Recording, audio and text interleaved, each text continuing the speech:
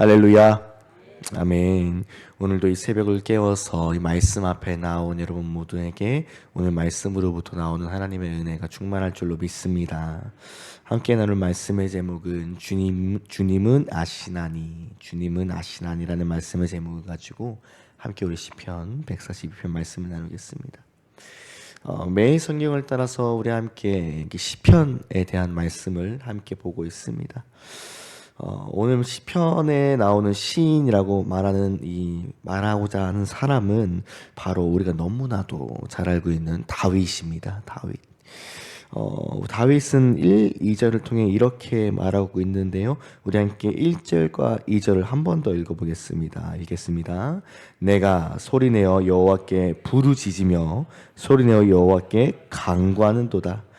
내가 내 원통함을 그의 앞에 토로하며 내 우환을 그의 앞에 진술하는도다. 아멘. 말씀을 보니까 1절에서 다윗이 여호와께 어떻게 하고 있다고 나와 있죠? 여호와께 부르짖었습니다. 여호와께 부르짖고 있습니다. 부르짖는다는 게 어떤 의미를 갖고 있죠?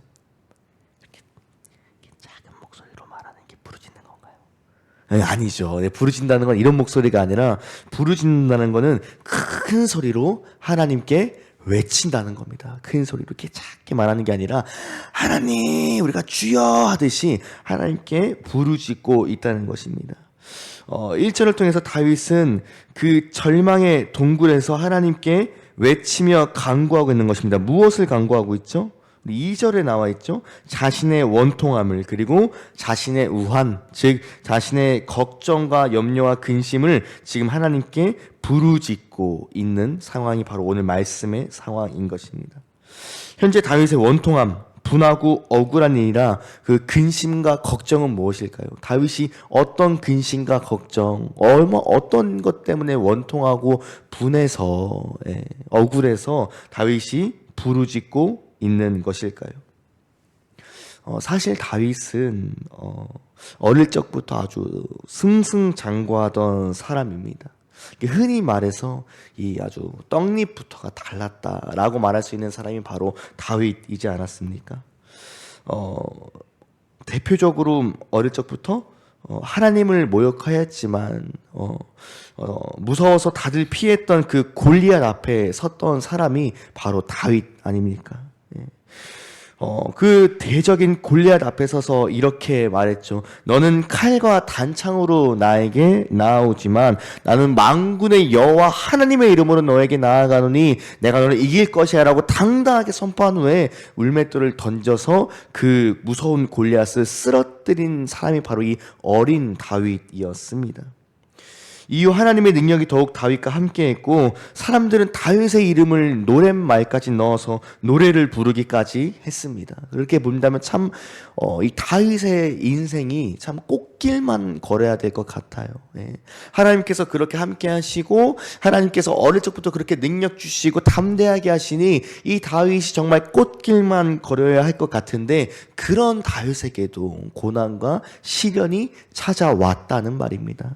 그 고난과 시련은 바로 이스라엘의 왕인 사울이 시기 질투에 눈을 멀어서 이 다윗의 목숨을 노리고 있는 것입니다. 사울 왕은 시기와 질투에 사로잡혀서 눈이 멀었고 다윗 왕을 죽이려 했습니다. 그리고 다윗은 사울을 피해서 이리 가야 했고 저리 가야 했다는 것입니다. 하루아침에 한 나라의 영웅이자 차세대 한 나라의 왕이 도망자 신세가 되어버린 것입니다. 때문에 오늘 말씀 속에서 이 다윗은 아주 원통할 만합니다. 자신은 그렇게 크게 잘못한 게 없는데 또는 하나님의 말씀대로라면 그리고 자신이 생각하는 하나님의 계획대로라면 나는 꽃길만 걸어야 하는데 현재 자신의 처지나 상황은 전혀 그런 상황이 아니기 때문에 다윗의 마음은 답답한 거예요. 이 다윗의 마음은 걱정과 염려와 근심으로 가득 차고 원통하다, 억울하고 분하다 그런 마음이 다윗 마음에 가득히 있어서 오늘 하나님께 주여 하나님 하고 부르짖고 있는 것입니다. 3절 이하의 말씀을 통해서 이렇게 말합니다. 주님 보십시오. 내 원수들이 나를 잡으려고 덫을 놓았습니다. 내 오른편을 보십시오. 나를 돕거나 보호하거나 살피는 자가 없습니다. 나는 지금 말할 수 없는 어려움에 처해 있습니다. 지금 나를 추격하는 저들은 나보다 훨씬 강한 자들입니다. 그러나 내가 이처럼 위축되어 절망하고 있을 때 나를 지켜주시는 분, 내 갈 길을 아시는 분은 오직 하나님 한 분뿐입니다. 하나님께서 나의 피난처이십니다. 하나님은 나에게 세상에서 가장 필요한 존재이시며, 그러니 나의 영혼을 지금 이 감옥과 같은 상황에서 끌어내어서 주의 이름을 찬양하게 하여 주시옵소서. 주께서 나에게 은혜를 베푸실 때 나를, 이 의로운 자들이 나를 보호하고 나를 살필 줄로 믿습니다 라고 다윗이 하나님께 간구하고 있는 것입니다. 하나님께 부르짖고 있는 것을 오늘 말씀을 통해서 알 수 있습니다. 다윗의 이러한 고백을 제가 말씀을 보면서 가만히 생각해 보는데 제 마음과도 같더라고요. 제가 힘들고 하나님께 부르짖고 하나님께 간구하는 그 순간에 내 입술에서 나오는 고백과 같아서 조금 더 이 다윗의 고백이 나의 고백과 같다 느껴지는 것 같습니다. 오늘 말씀 속 다윗은 알고 있던 것입니다. 무엇을 알고 있어요? 자신이 절체절명인 지금 이 상황에 기대해야 할 것은 세상이 아니라 오직 하나님이라는 것을, 내가 소리를 내야 할 것은 세상이 아니라 하나님이어야 한다는 것을 다윗은 알고 있다는 것입니다. 정답이 없을 것만 같던 자신의 상황의 정답이 오직 하나님께 있다는 것을 다윗은 알고 있었다는 것이고, 그리고 고집부리지 않고 내 자존심 챙기지 않고 하나님께 큰 소리로 부르짖으며 자신의 마음을 솔직하게 고백하는 것이 다윗에게 지금의 상황에서의 최고의 방법이라는 것을 다윗은 너무나도 잘 알고 있던 것입니다. 사랑하는 여러분, 우리가 지금 일생을 살면서 붙들어야 하는 것은 하나님 한 분뿐인 줄로 믿습니다. 우리의 모든 길을 잘 아시는 그 하나님께 붙들려 있기를 바랍니다. 제가 지난번 설교 때도 한번 말한 적이 있는데요. 보통 하나님께서 우리에 대해 모든 것을 다 아시잖아요. 그런데 우리가 그런 것을 표현할 때 어떻게 표현하면 하나님께서 우리의 머리털 개수까지 안다고 많이 표현합니다. 사람은 누구나 자신의 머리털 개수를 알 수는 없습니다. 네, 정확히 알 수는 없습니다. 하지만 하나님께서는 우리를 너무나 잘 아심으로써, 나보다 나를 더 잘 아심으로써 내 머리털 개수까지 다 아신다고 우리는 그렇게 많이 표현을 하곤 하는데, 그런데 우리의 머리카락이 하루에 0.3cm 정도, 그 오차 범위는 있지만 그 정도 자란다고 합니다. 그리고 하루에 평균 우리 머리카락이 50에서 60가닥 정도가 하루 평균적으로 빠진다고 합니다. 그러니까 우리의 머리카락이 개수는 하루에도 그 수가 변하고 그 길이가 수만 번씩 달라진다는 말이 될 수 있습니다. 그렇다면 하나님께서 우리의 머리카락 개수까지 아신다는 것은 그냥 이렇게 와가지고 한번 이렇게 봤다가, 아니 며칠 지나서 다시 한번 이렇게 다시 봤다가, 이 정도 있네 하고, 한 달 뒤에 와가지고 다시 한 번 더 이 정도 있네 해서는 우리의 머리카락 개수를 정확히 알 수 없다는 말입니다. 그럼 어떤 말이에요? 하나님께서 하루도 빠짐없이 나와 함께 하시고, 하루도 빠짐없이 나와 함께 하심으로써 내 머리털 개수를 다 하나하나 세시고, 하루도 빠짐없이 나와 동행하신다는 의미일 줄로 믿습니다. 결국 하나님께서 나를 아신다는 것은 나와 함께 하신다는 의미일 줄로 믿습니다. 할렐루야. 그 하나님께서 우리의 모든 길을 아실 줄로 믿습니다. 그 하나님께서 내 모든 부르짖음, 내 우환을 아실 줄로 믿습니다.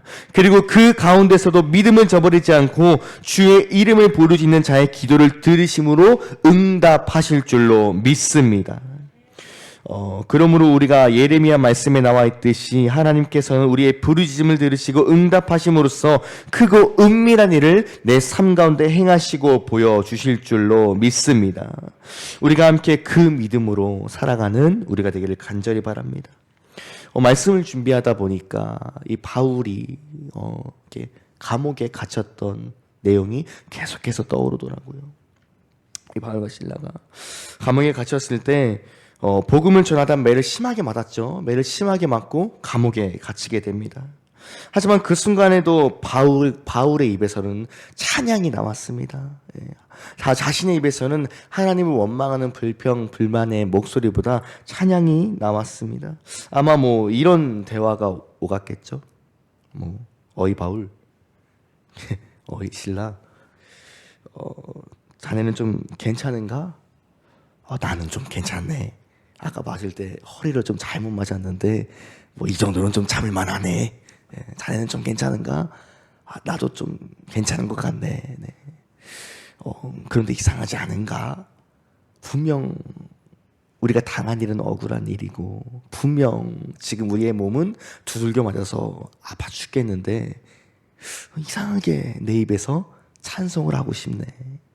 이상하게 지금이 바로 하나님을 찬송하는 그 순간이지 않겠는가? 그럼 우리 찬송하세. 주 안에 있는 나에게 딴 근심이 있으랴. 십자가 밑에 나아가 내 짐을 풀었네. 그리고 이런 가사로 고백했겠죠. 그 두려움이 변하여 내 기도 되었고 전날의 한숨 변하여 내 노래 되었네. 주님을 찬송하면서 할렐루야 할렐루야. 내 앞길 멀고 험해도 나 주님만 따라가리. 할렐루야. 그들의 입에서 이렇게 찬양이 나오자, 그들의 입에서 이렇게 하나님을 향한 고백이 나오자 그들이 갇힌 감옥의 문이 열리는 놀라운 일이 일어나는 줄로 믿습니다.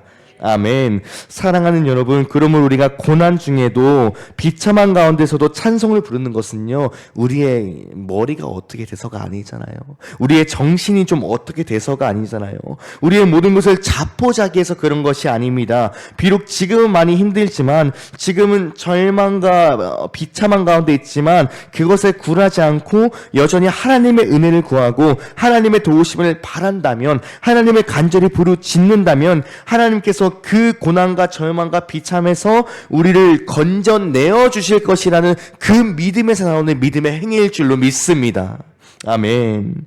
그러므로 사랑하는 여러분, 우리의 믿는 사람들의 눈에는, 이렇게 말씀을 사모하고 매일 아침 말씀 앞에 서는 사람들의 눈에는 지금 내 앞에 있는 그 고난과 절망과 역경, 근심, 걱정, 우환보다는 그 너머에 있는 생명의 면류관이 보여야 할 줄로 믿습니다. 그러므로 우리 입술에서 주님을 향한 모든 고백이 감사와 찬양의 고백으로 변해야 할 줄로 믿습니다.